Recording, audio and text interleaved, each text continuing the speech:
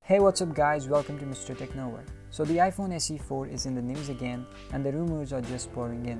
The recent rumors have strongly pointed at an iPhone XR-like design and a large 6.1-inch screen.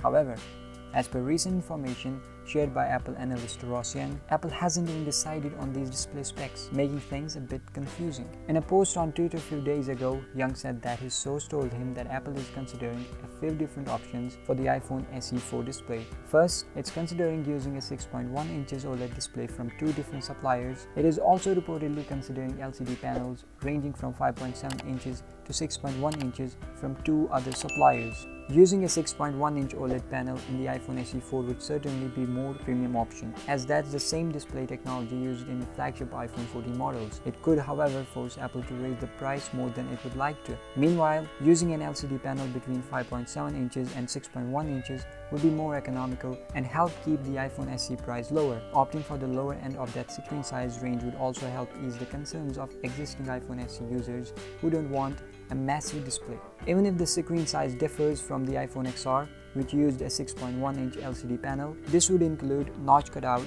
smaller bezels, no home button and Touch ID in the side button. Young also says that the iPhone SE 4 is not expected until 2024. This is contrary to other speculations that Apple was aiming for a spring 2023 release. So that's it for today. Don't forget to like, share and subscribe. Let's catch up soon. Till then, peace out.